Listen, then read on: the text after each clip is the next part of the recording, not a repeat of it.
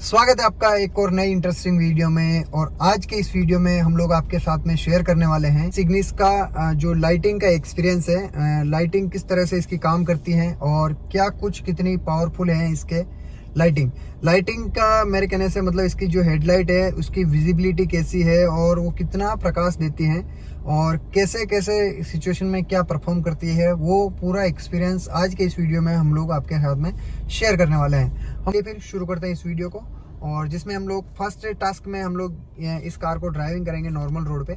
और उससे पहले मैं आपको बता देता हूँ कि जो सामने एक बार लाइटिंग बता देता हूँ आपको। मान लो फर्स्ट पॉइंट में अगर आप स्टार्ट करते हैं तो कुछ इस तरह से आपकी पार्किंग ऑन हो जाती है। सेकंड पॉइंट में आपकी जो मेन हेडलाइट है वो ऑन हो जाती है। और थर्ड पॉइंट में अगर मैं बात करूँ तो आपके फॉग लैंप ऑन हो जाते हैं। फर्स्ट पॉइंट में आपने देखा कि जैसे ही मान लो कि पार्किंग चालू अभी, सेकंड पॉइंट में आपकी जो हेडलाइट वो है चालू हो गई।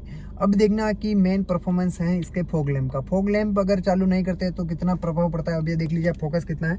और फॉग लैंप जैसे ही ऑन करते हैं तो कितना मतलब विजिबिलिटी और प्रकाश कितना ज़्यादा हो जाता है, वो आप एक बार चेकआउट करिए। ये मैंने फॉग लैंप ऑन कर लिया है, तो फॉग लैंप की वजह से ना एकदम रोड रास्ता एकदम जो है क्लियर दिखने लगा है। तो फॉग लैंप का भी कहीं ना कहीं काफ़ी ज़्यादा इंपॉर्टेंट रोल होता है। और कई कार्स में फॉग लैंप नहीं लगे होते हैं तो उनका कैसा परफॉर्मेंस रहता है वो एक बार सामने आप देख सकते हैं। मैं भी फॉग लैंप को बंद कर रहा हूँ। ये देखिए कुछ इतनी मतलब कार के जो पास में एरिया होता है ना, वहाँ पे फॉग लैंप ही काम करते हैं। और वहाँ पे आपको क्लियरली खड्डों को आप देख सकते हैं कि किस तरह से आपको फॉग लैंप का परफॉर्मेंस देखने को मिलता है। तो अभी हम लोग इस चीज़ को ड्राइविंग करके देखेंगे कि ड्राइविंग परफॉर्मेंस में किस तरह से काम करती है। और दूसरी चीज़ एक इग्निस की मैं एक खास बात बताता हूँ आपको। जैसे आप सारी हेडलाइट्स को बंद करेंगे तो यहाँ पे जो मीटर की लाइटिंग है वो एकदम से ग्लो होने लगेगी। तो मैं ये चीज़ आपको करके दिखाता हूँ। अचानक से मतलब इसमें लाइटिंग जो है ग्लो करने लगती है, तो कुछ इस तरह से इसका मीटर की लाइटिंग काम करती है। और अब हम चलते हैं इसका परफॉर्मेंस कैसा है, हाईवे पे भी हम लोग चेकआउट करेंगे। और अभी हम लोग चला रहे हैं विदाउट फॉग लैंप, तो चलाने में तो ऐसी कोई दिक्कत नहीं आएगी क्योंकि सामने से भी कोई कार जो है वो पास नहीं हो रही है। उस हिसाब से तो देखा जाए तो ओके सी है इसकी लाइटिंग। और अभी हम लोग फॉग लैंप को ऑन कर लेते हैं। तो ये देखिए आप फॉग लैंप ऑन करते ही जो खड्डे हैं वो फॉग लैंप की वजह से आसानी से दिखते हैं। और बाकी अगर फॉग लैंप ऑन नहीं करते तो क्या अपने को दूर का ही दिखता है, मतलब पास का इतना एकदम क्लियरली नहीं दिखता है। तो अभी कोई सामने से कार नहीं आ रही है तो लाइटिंग है इसकी ओके सी दिख रही है। सब कुछ एकदम परफेक्ट सा काम कर रहे हैं। अभी ये हाई बीम पे है तो मैं इसे लो बीम पे करके एक बार चेक करता हूँ। तो ये देखिए लो बीम पे तो और भी मतलब अच्छी तरह से क्लियरली एक खड्डे को हम लोग देख सकते हैं, कोई भी दिक्कत वाली बात नहीं है इसमें। और अभी मैं वापस से इसको हाई बीम पे करता हूँ तो आप देखना है कि सामने कितना लंबा इसका जो है बीम काम करता है, वो देखिए। मतलब इग्निस की ओवरऑल अगर मैं लाइटिंग परफॉर्मेंस की बात करूँ तो जब तक सामने से कोई कार नहीं आ रही है तब तक तो इसकी लाइटिंग ओके सी है। और अभी हमें सामने से एक कार दिख रही है तो क्या हमें दिख पाता है या फिर नहीं। हालांकि सामने जो कार है उसकी जो लाइटिंग है वो हाई बीम पे है, तो क्या डायरेक्ट आंखों में क्रॉस करती है लाइटिंग हमारे। और ये वाली एक छोटी सी कार आ रही है जिसकी लाइटिंग ऑलमोस्ट इग्निस के बराबर ही है, तो उसमें तो कोई दिक्कत नहीं है ये विजिबिलिटी के मामले में। और अभी हम लोग इसे अभी ये देखिए प्रोजेक्टर हेडलाइट में जिसमें वाइट बल्ब लगे रहते हैं उसकी सामने से कार आ रही है तो मुझे ऑलमोस्ट बिल्कुल भी कुछ नहीं दिख रहा है। तो शायद इस केस में तो लाइटिंग इसकी इतनी परफेक्ट नहीं है।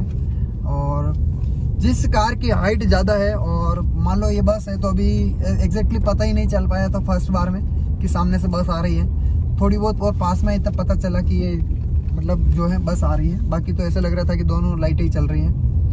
और बाकी जब तक सामने से कोई कार या किसी वाहन आपसे क्रॉस नहीं करता तब तक इसकी लाइट एकदम ओके है, कोई समस्या नहीं बनने वाली है। ऐसा नहीं कि आप गौर के देखना पड़ेगा आपको कि मतलब मेरे को बिल्कुल भी नहीं दिख रहा है और आप कॉन्फिडेंटली ड्राइव नहीं कर सकते, ऐसी समस्या इसमें नहीं है।